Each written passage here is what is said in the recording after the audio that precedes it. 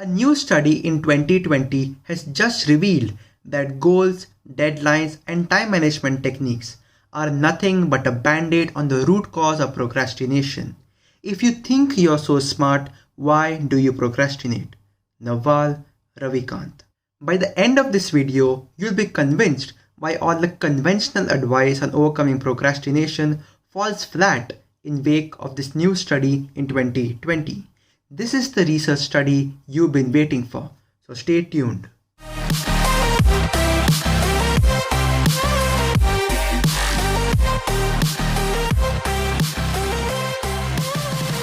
Oh, just get rid of the phone.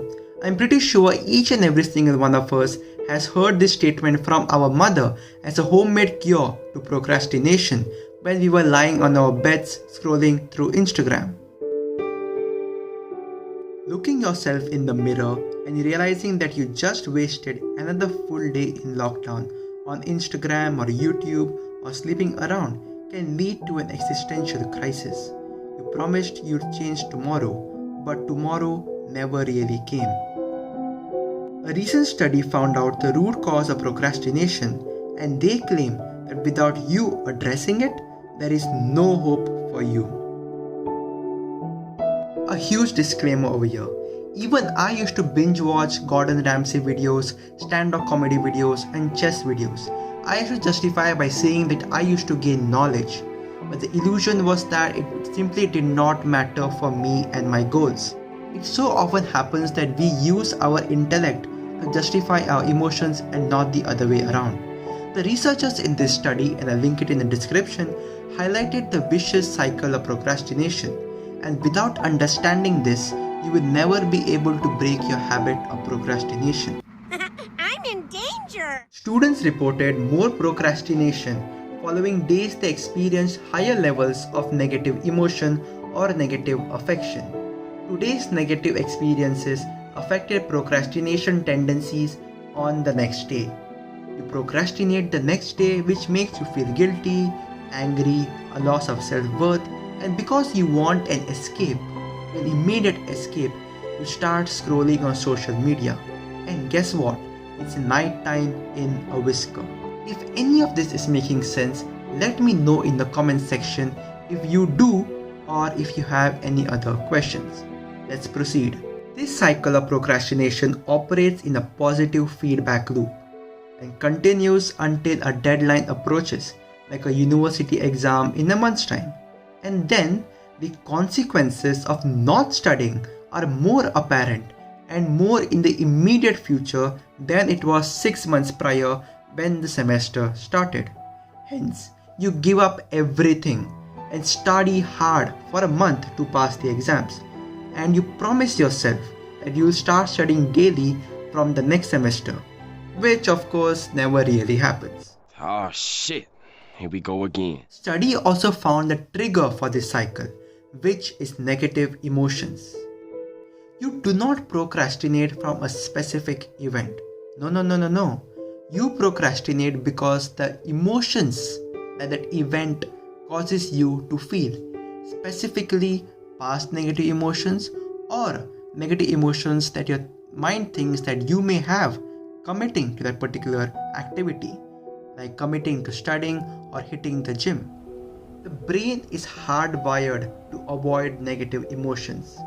Today, your bodily needs are met, and that is all that the mind cares. Roti, kapda, makan, and phone. So naturally, the mind rebels against any kind of change, any kind of discomfort. So, your brain plays tricks on you. You try to convince yourself that maybe your goals were a little bit too ambitious, or maybe you were not meant for this particular field, that you took a wrong decision in the past. A good question to ask at this juncture is that why did you set the goal in the first place?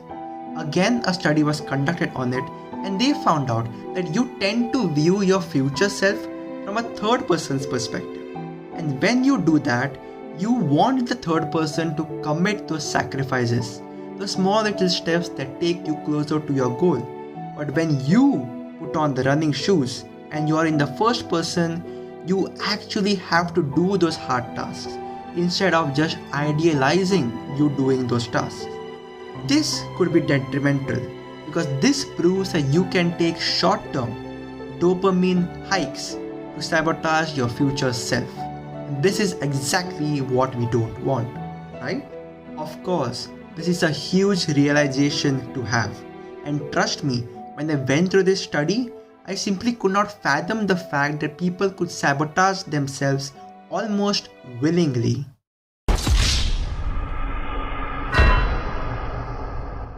But hold on, there is a solution.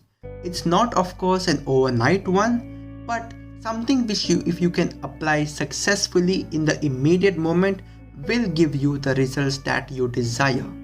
I will of course be making a part 2 of this series, going in depth into the solutions and how to tackle the emotional aspect of it, what I talked about above. That's a future video. But if you want a quick solution right now, here is the 2-minute rule proposed by author James Clear from his book Atomic Habits. If you're looking to build a habit and implement it, I think the place I would recommend starting is what I call the 2-minute rule.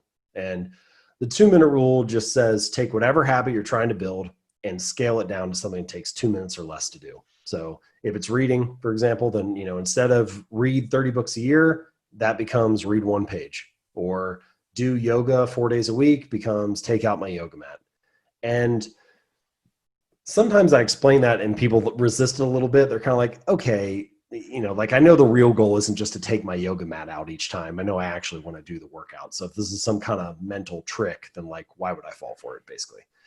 But I got this guy, his name's Mitch, a reader, and I mentioned him in Atomic Habits. He ended up losing over 100 pounds. And for the first 6 weeks that he went to the gym, he had this rule for himself where he wasn't allowed to stay for longer than 5 minutes. So you get in the car, drive to the gym, get out, do half an exercise, get back in the car, drive home. And it sounds ridiculous. It sounds silly. You're like, this is not going to get the guy the results that he wants.